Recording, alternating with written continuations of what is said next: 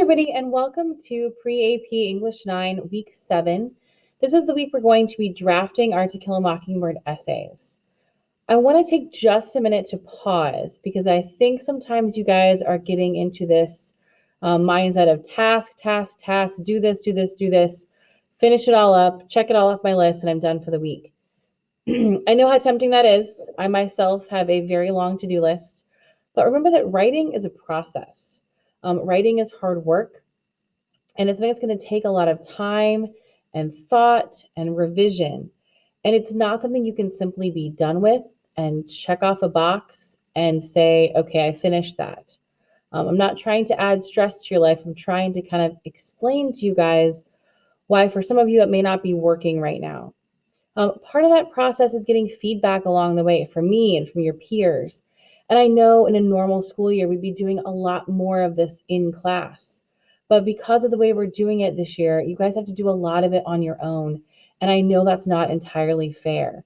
But I am trying to do my best to be responsive to what I'm seeing you guys do and the comments you're making, and give you the best I can in class. And the only way to do that is for you guys to do some of that work on your own before you come. So part of me being responsive, I've been trying to read and comment on your thesis statements you put on the discussion, look over your graphic organizers, and I've updated those pre-writing slides with a little bit more help about how to formulate your thesis statement. When I looked at a lot of your theses, they seemed to be a bit simplistic or kind of off topic, or they focused only on character and challenges and not on theme. Lots of struggles with theme. So I tried to add in a few more supports to help you develop what could be an awesome thesis statement.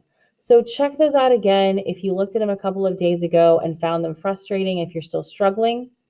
Those of you who were in class on Thursday, I know we didn't get nearly enough time together. So please reach out via email. Feel free to parent or student square message me. We can set up a Google Meet. I'm happy to chat with you. So before you dive in this week, please make sure your week 6 materials are finished and they're finished well. I'm going to kind of set this as an unofficial checkpoint, but an official checkpoint. When you have finished your graphic organizer and submitted it and gotten not only comments back from me, but also a grade, then go ahead and move into drafting. And I say that not to slow you down. I'm going to be checking your graphic organizers every day, at least once.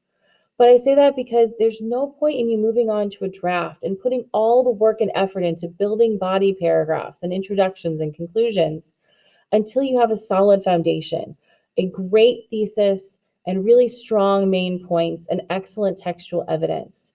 So get that down first. When you get a graded graphic organizer back from me, that's your ticket to go move on to drafting. Now let's talk about the draft. That's the new assignment posted this week. I want to walk you through what you're going to see here.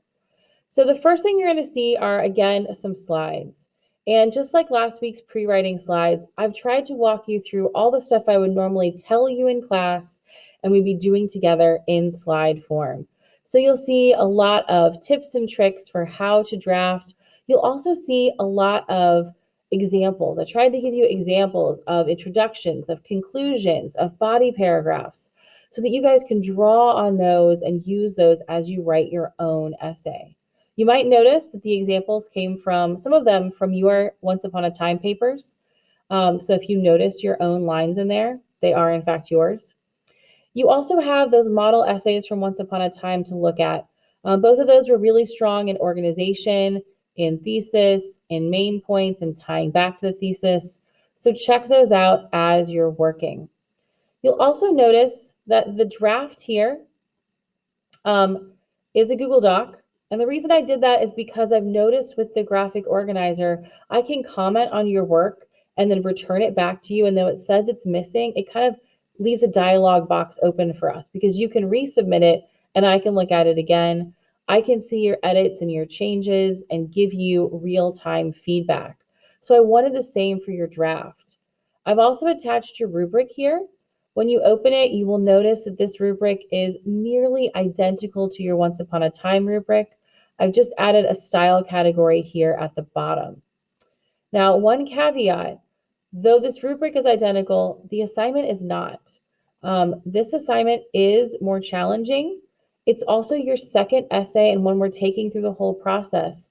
So I am expecting more from you in this essay. I'm expecting that you're going to devote more time and energy and thought and work to making this a really great piece of writing. So I was a little bit lenient on your first essays. It was your first time writing. It was only a week I gave you. This time you guys are going to have 2+ weeks to work on this. So please put your best into it.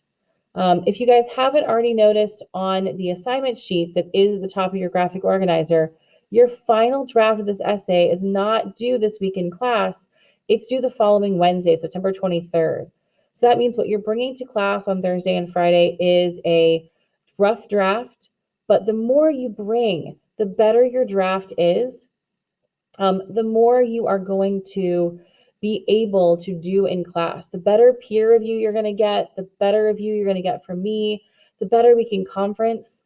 So just because I say first draft or rough draft doesn't mean you should bring an incomplete draft. You should still bring a complete draft to class on Thursday or Friday, and then you'll have time in class to get help with that and time to polish it up before you finally submit the next Wednesday. One thing I do want to mention is the second slide up here in your slides really talks about why we're doing this. Why are we spending time on writing? Why am I beating my head against a wall? And it's about our transfer goals, right? The things we want you to carry out of Southport High School as graduates. Being able to use writing as an important and necessary function in the real world that will enable you to express your independent and critical thinking in ways that affect change and make meaning. I want you guys to be able to do whatever you want and write convincing letters to the editor and legislation someday and emails to your boss. And this is all about that. This is that kind of practice you need to get there. So just hooking it back to those big ideas. And finally, I want to remind you guys, you can do this.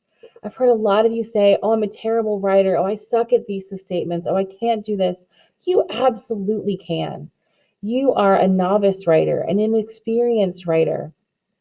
You are learning and you need practice, but you can absolutely do this. And I think you're going to really impress yourselves.